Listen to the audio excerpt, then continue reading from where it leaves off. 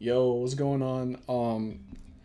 I'm not gonna lie, it's currently 5:53 in the morning and I'm still editing this video.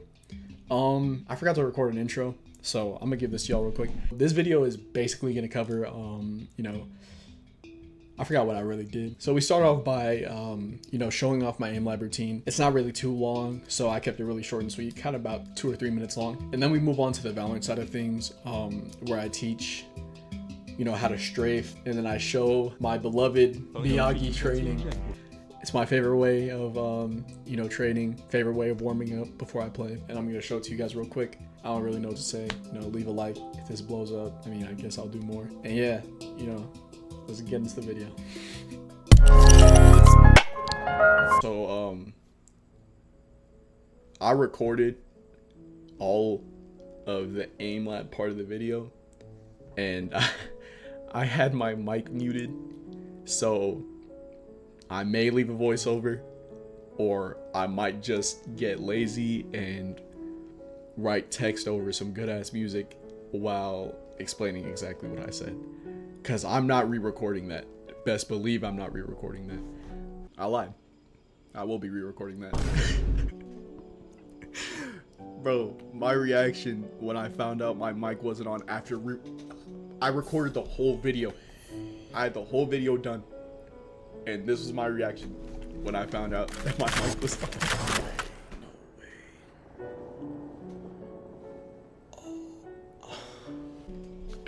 Yeah, so anyways, I'm gonna keep this short and sweet because I already explained this whole thing for a cool 10 minutes just to find out it wasn't recorded. But there are different ways you can approach training aim lab. You can do this playlist that I will link down in the bottom called wkhix medium intermediate, whatever it's called. It's 24 tasks, 24 minutes, if you want to convert that.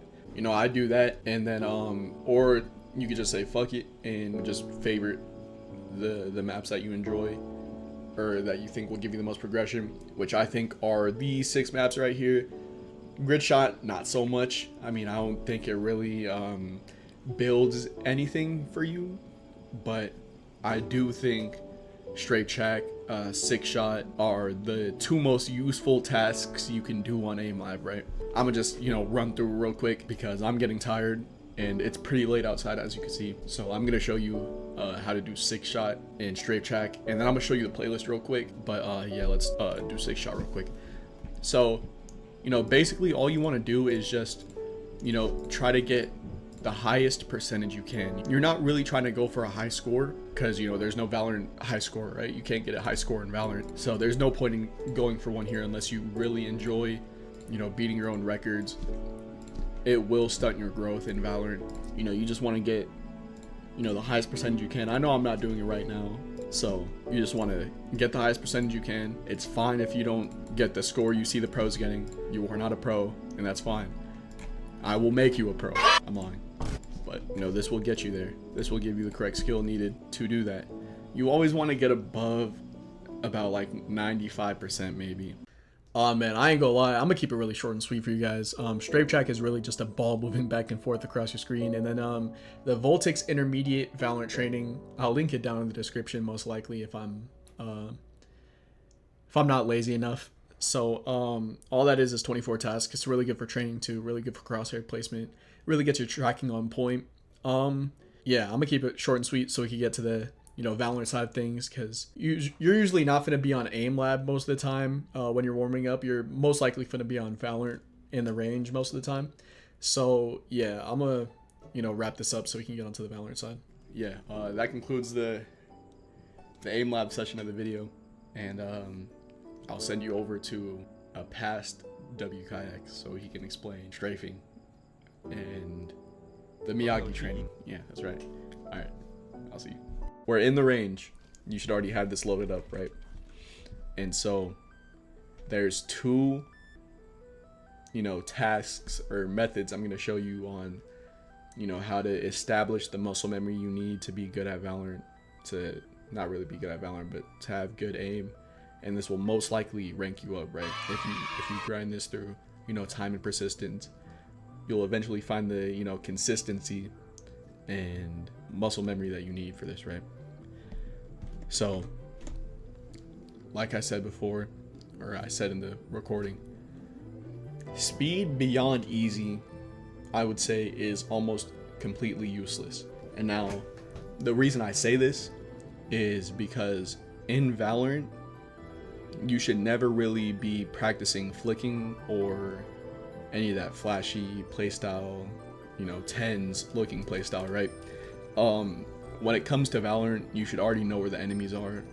And if you don't already, you'll eventually learn the maps good enough to know where people push through or common entry points for the enemy, right? So you should never really be, flicking because you didn't know where an enemy was. And, through these drills, you also still learn flicking. So it kind of just, coincides with each other. You should never solely focus on flicking.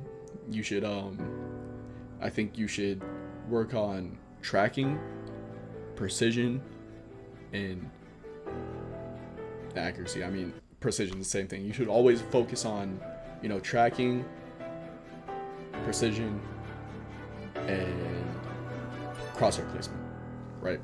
So these two drills that I'm going to show you will almost give you everything you need to practice in the range on Valorant. So I'm going to show you guys. All right, so we're in the range right now. The first method that I'm going to show you is called the Miyagi training, right? So it's kind of like doing an easy task and then ramping it up with a, harder task or like a more sophisticated task, right? We're going to put this on easy. The reason I said any speed above easy is almost useless is because with easy, you're doing the Miyagi training with that. This is almost like flicking, but this is more of getting a feel for your sense before you really get on, right? So what you want to do is you want to press start and you slowly want to, just flick over to the robot's head. It's fine if you don't shoot. It's fine if you shoot as the robot disappears. It doesn't really matter because you're still hitting the shot, right? You just want to be able to build feel for your sense because you're getting the muscle memory, right? So this is all you need. All you need. Just building up the consistency to be able to hit this every single time, right? And it's fine if you miss. And so we're going to move on to the next task in the Miyagi training. So what you need here is a guardian, and then we're going to go to the shooting range settings, and we're going to switch it to eliminate 100 and put the bots on strafe. Then we're going to start it. It's fine if you hop over, it doesn't really matter. So what you want to do here is just track the robot's head until you feel comfortable enough to shoot, right? Until you feel comfortable enough to fire. You could just rep this a couple times. I'm just showing you guys real quick. But I do this about 2 to 3 times before I really get on. Yeah, that's a Miyagi training. This is just building up that tracking, building up that precision. So when an enemy peeks through any type of swing, you'll be able to eliminate them, right? The next drill I'm going to show you, it's more of a counter strafe practice. And I will explain to you what counter strafing is if you don't know already. So you want to put the bots, it doesn't really matter. All you want to do is turn strafe off by pressing reset or just re-clicking on strafe. And then you're going to click on practice. This is what counter strafing is, right? I'm going to explain to you the basic definition of counter strafing. So one thing I recommend the most when learning counter strafing is going to your settings, video, stats, scroll all the way down until you see shooting error and select show both. Okay, so what this does is it's gonna add a bar to the right side of your screen and to the top left of your screen to show you how you were moving when you were firing bullets, right?